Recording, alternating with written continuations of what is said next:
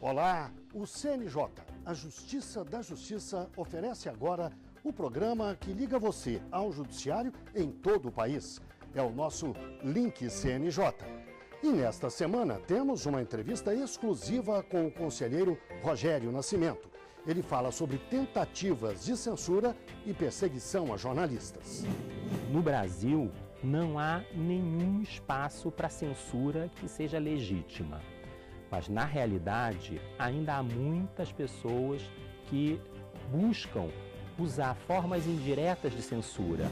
Além da entrevista, o programa vai mostrar também o 11º Encontro Nacional do Poder Judiciário define as metas dos tribunais brasileiros para o ano que vem.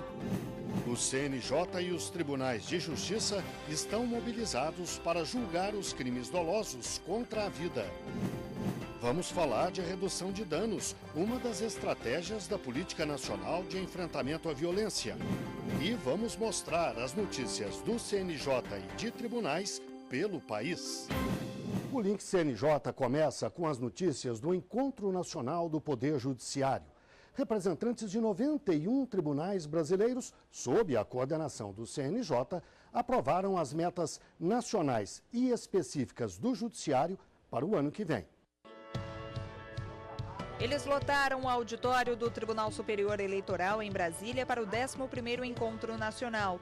Em 2 dias, discutiram as ações desenvolvidas ao longo deste ano e traçaram novos objetivos. Na abertura, a presidente do Supremo Tribunal Federal e do Conselho Nacional de Justiça, ministra Carmen Lúcia, destacou o trabalho dos juízes. Os juízes brasileiros são de um valor inestimável. Tenho visto juízes em condições muito precárias a prestar os melhores serviços, às vezes, como eu digo, levando até coisas materialmente suas, para que a jurisdição não deixe de ser prestada a tempo e nas condições necessárias. No centro das atenções estão as práticas adotadas para melhorar a prestação de serviços. As metas foram previamente discutidas por servidores, magistrados e pela população em geral. E aqui no encontro foram aprovadas pelo plenário. Entre as metas aprovadas estão o compromisso de julgar mais processos que os distribuídos e também ações mais antigas, aumentar o número de casos solucionados pela conciliação, priorizar julgamentos de processos de corrupção, de ações coletivas e dos maiores litigantes, impulsionar a execução de processos e fortalecer as redes de enfrentamento à violência contra a mulher. Em entrevista exclusiva ao Link CNJ, a ministra Carmen Lúcia falou sobre a importância de a Justiça estabelecer metas e cumpri-las. A Justiça é um serviço público essencial. E o princípio da eficiência vale para todos, muito mais para a jurisdição que é prestada para o cidadão que procura e que busca exatamente uma resposta justa e rápida. E é este o débito do Poder Judiciário com a sociedade brasileira, que medidas como essa tentam exatamente dar cobra a que ela aconteça. Ela também disse quais são as prioridades para o ano que vem. É preciso que algumas metas relativas a processos de improbidade administrativa de atos contra a administração pública sejam priorizados, porque é um ano eleitoral e, portanto, é preciso dar uma resposta para se saber daquilo que foi investigado e processado sobre pessoas que eventualmente tenham atuado de maneira contrária à lei, sejam devidamente punidos e não possam se apresentar como candidatos a candidatos, por exemplo, por causa do momento e do que a sociedade demanda nestes termos específicos. Carmen Lúcia ainda lembrou a criação do Banco Nacional de Monitoramento de Prisões. Para que cada cidadão brasileiro saiba um mandado expedido de prisão, se foi cumprido, se não foi, se foi preso, onde ele está,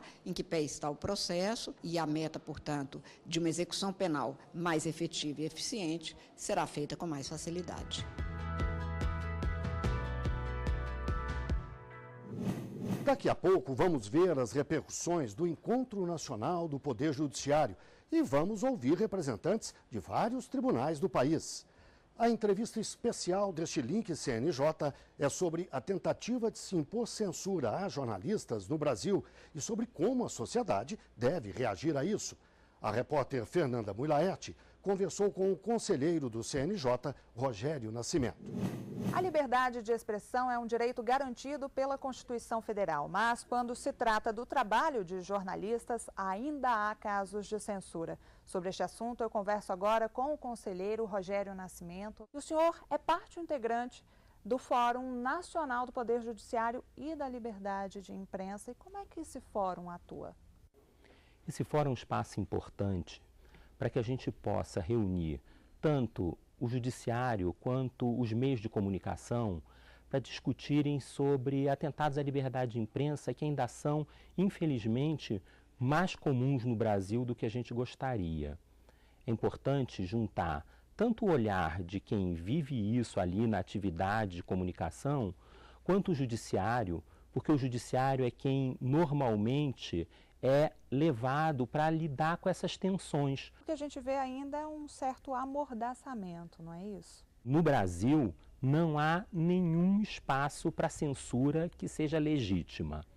Mas, na realidade, ainda há muitas pessoas que buscam usar formas indiretas de censura, seja impondo indenizações que são muito pesadas contra jornalistas, seja usando o judiciário também para retirar conteúdos, seja até processando criminalmente jornalistas, de um lado. E, de outro lado, há uma certa dificuldade de lidar com a responsabilização de atentados contra jornalistas. Essa é outra parte da realidade que o Fórum está tratando. O Fórum tem o olhar voltado para dois problemas.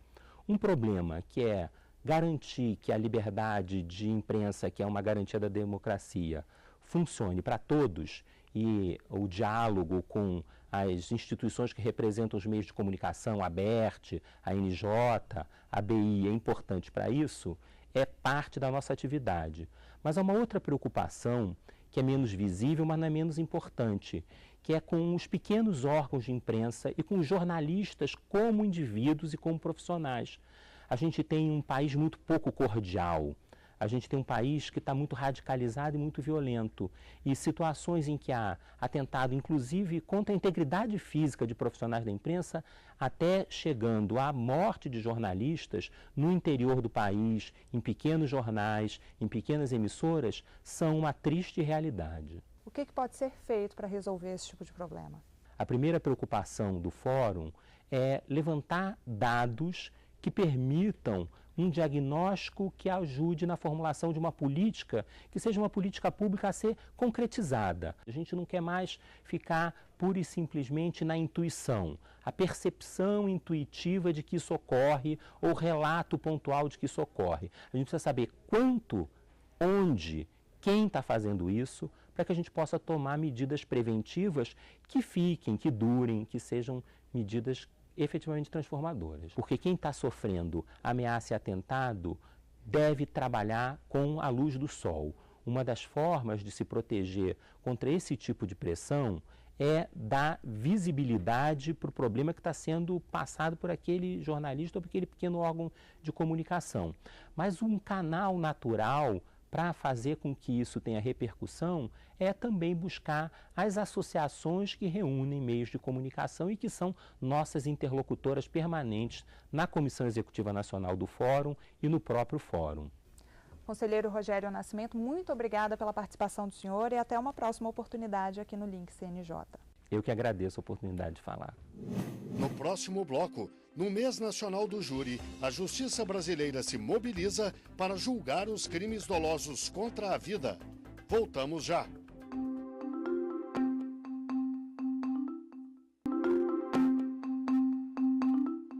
O Link CNJ está de volta e vai falar agora sobre o mês nacional do júri. Tribunais de justiça de todo o país estão mobilizados para julgar crimes dolosos contra a vida, principalmente homicídios e tentativas de homicídio. 5.000 sessões do Tribunal do Júri estão agendadas até o fim do mês nas comarcas brasileiras. Uma mulher bonita que gostava de se divertir. Um homem impulsivo rejeitado pela companheira. Ciúme, tiros.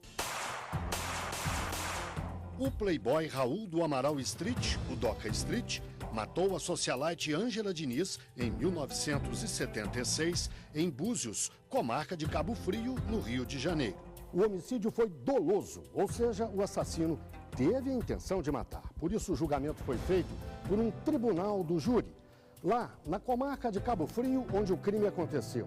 Ou aqui em Brasília, ou ainda em qualquer outra cidade do país, o tribunal do júri funciona em uma sala específica como esta. A sessão é presidida por um juiz que se senta ali naquela mesa. Mas as decisões são tomadas pelo conselho de sentença, ou seja, os jurados. São 7. Eles se sentam aqui e são escolhidos por meio de um sorteio feito pela Justiça. Este é o palco perfeito para advogados habilidosos, que sabem trabalhar as palavras e convencer as pessoas pela emoção. E, neste caso, um dos mais famosos da justiça brasileira, o clima emocional e os embates no tribunal foram fortíssimos.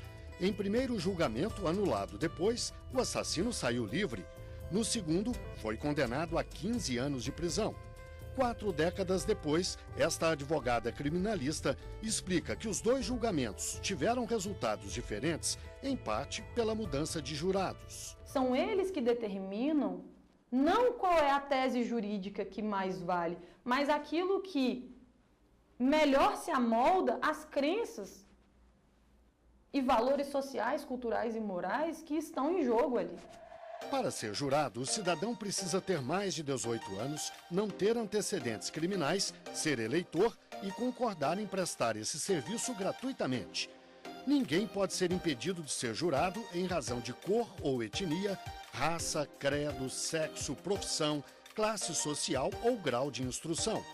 Os jurados dizem se o réu é inocente ou culpado, mas é o juiz quem fixa a sentença. O magistrado João Marcos Guimarães Silva diz que a rapidez é fundamental não só para desafogar os tribunais, mas principalmente para atender a sociedade. O cidadão fica esperando a resposta do judiciário, a resposta do Estado. E aí, o que vai acontecer com o réu? A família da vítima quer justiça. E a família do réu também quer justiça. Então tem que se julgar rapidamente para criar um ambiente de cicatrização dessa ferida e virar essa página. Uma das estratégias da Política Nacional de Combate à Violência é a chamada redução de danos. E a Fernanda Muraete volta agora justamente para falar sobre isso. Fernanda. Pois é, Guilherme, o Conselho Nacional de Justiça orienta os tribunais de todo o país a fazerem parcerias para auxiliar no atendimento dessas vítimas. Dos casos que chegam diariamente às varas da infância e da juventude, 80% são de abuso sexual.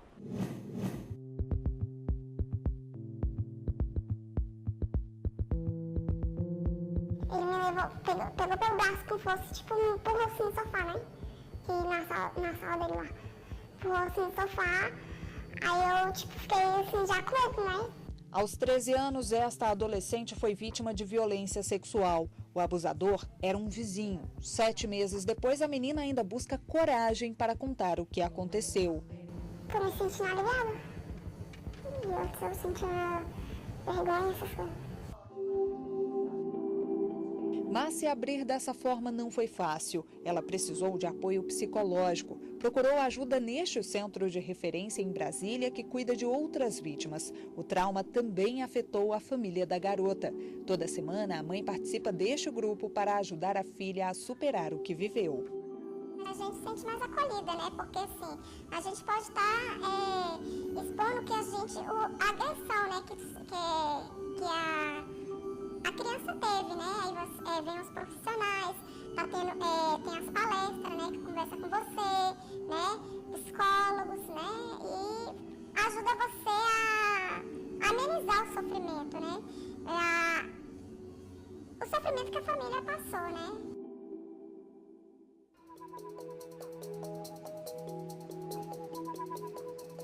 Ana Paula é gerente do Adolescentro, recebe diariamente casos graves. São situações em que a aplicação de uma medida protetiva contra o acusado não basta para acabar com a dor do agredido. Eles ficam muito acuados, então eles chegam aqui com muita culpa. Então a primeira preocupação é estar tirando essa culpa para eles estarem significando que a culpa não é deles, né? Que eles são vítimas. Isso é bem complicado, porque muitos chegam muito culpabilizados mesmo. A Ana Miriam conhece bem esses dramas. Há 10 anos, ela faz parte da equipe do programa de assistência e vigilância à violência. Eles chegam com automutilação, é muito comum meninos e meninas chegarem aqui com tentativa de suicídio e automutilação, e durante o atendimento, o acolhimento, a escuta, a gente descobrir que uma das origens de todo esse sofrimento foi uma vivência de violência sexual recente ou do passado, que hoje traz sofrimento ainda, né, que não foi resolvida na família. Abusos sexuais estão em cerca de 80% dos casos que chegam às varas da infância e da juventude de todo o país. O Judiciário brasileiro busca formas para diminuir o sofrimento dos envolvidos. A chamada redução de danos faz parte da Política Nacional de Enfrentamento à Violência. O Conselho Nacional de Justiça orienta tribunais a promover parcerias para atendimento das vítimas. Não é só a criança que sofre, né? Não é só o adolescente, todo o conjunto da família sofre. Então, a nossa parceria, a nossa busca de parceria na minimização desses danos, ela passa por todas essas outras áreas que certamente vão estar afetando o bem-estar ou ampliando o mal-estar da criança se não for acionada e se ela não tiver esse respaldo depois. A redução de danos, para nós também, é a intervenção com a família que protege mais, que acredita, que está do lado. Porque o dano fica muito aumentado quando a família não acredita, não protege, não dá suporte. Para quem viveu na pele a violência, programas assim trazem uma certeza. Eu sei que não estou sozinha.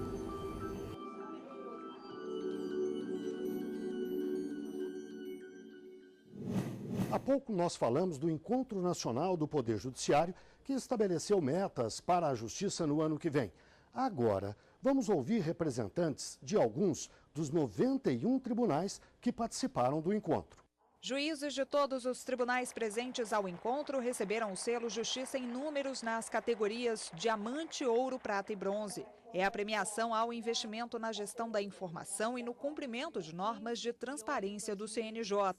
4 tribunais alcançaram a premiação máxima: o Tribunal Superior do Trabalho, o Regional do Trabalho da 18ª Região, com sede em Goiás, o Tribunal de Justiça de Sergipe e o Regional Eleitoral do Pará. É um estímulo para não só continuarmos a cumprir essas metas, como para melhorarmos o desempenho e objetivar o selo Diamante no ano que vem.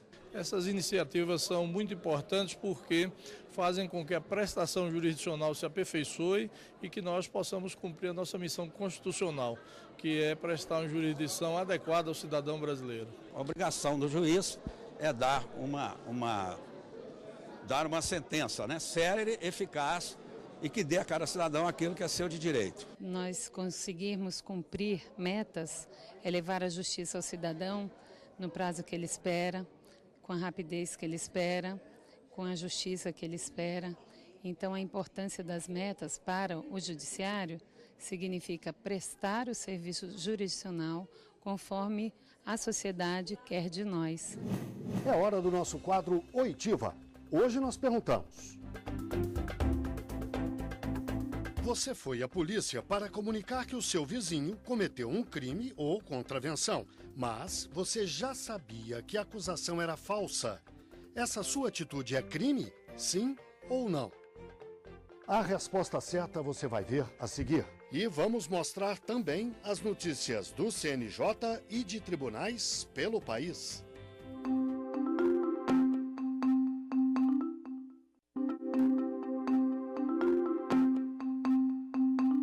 O Link CNJ está de volta com a resposta do nosso quadro Oitiva.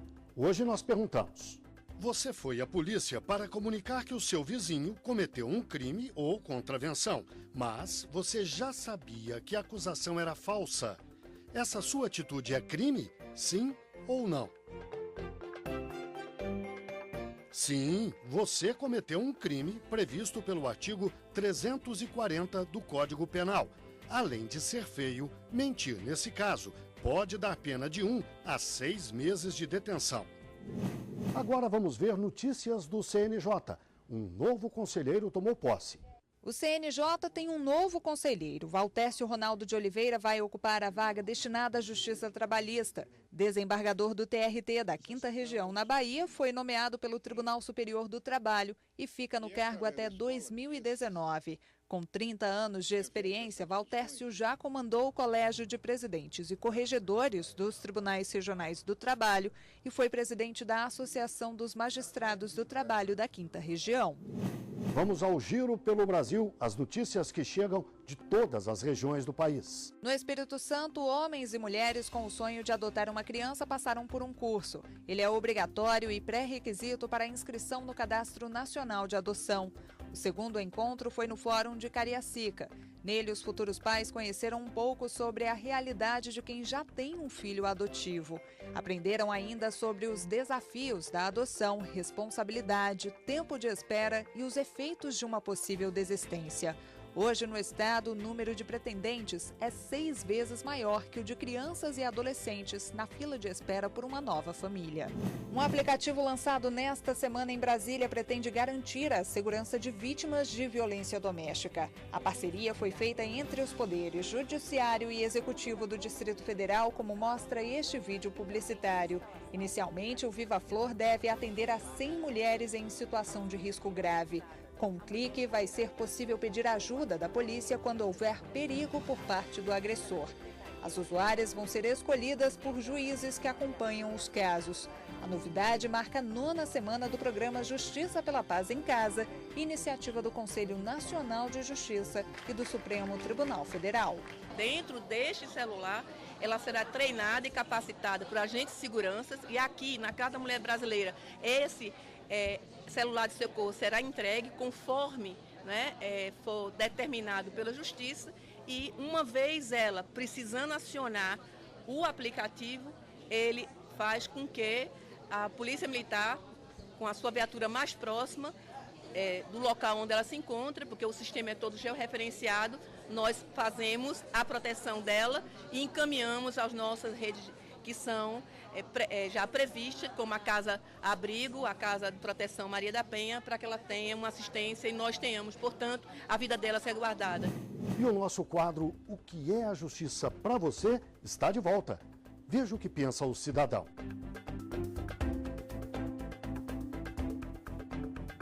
Justiça para mim é dar a cada um aquilo que é devido, assegurar com que os direitos sejam respeitados e permitir com que todas as pessoas vivam dignamente na sociedade. Justiça para mim é algo inerente, é algo que começa no meu dia a dia, enquanto criança, enquanto adulto, é algo que está no tribunal, é algo que está nas grandes e nas pequenas atitudes. E você pode ajudar o nosso programa a ficar ainda melhor. Para isso, basta acessar os canais de comunicação do CNJ. Aqui do meu lado está a Rejane Neves, que é do Núcleo de Redes Sociais do Conselho. E nosso e-mail é super fácil. É sim, super fácil. link@cnj.jus.br. Por lá, qualquer um pode participar do programa, enviando sugestões ou até mesmo tirando dúvidas. Semana Nacional da Conciliação está chegando aí e as redes sociais estão super preparadas. Pois é, Fernanda, pelas redes sociais do CNJ, as pessoas vão poder acompanhar tudo o que está acontecendo na Semana Nacional da Conciliação desse ano. Tem mais, pela hashtag Dá Pra Conciliar, qualquer um pode participar, enviando depoimentos sobre a conciliação ou opiniões. E também facilita a busca de informações sobre a semana nos tribunais. O Link CNJ termina aqui. Na semana que vem voltaremos com outra edição inédita às 9h30 da noite. E o programa tem reprises aos sábados ao 12h30, às terças-feiras às 7h30 da manhã. Muito obrigado pela audiência e até o próximo. CNJ, a Justiça da Justiça.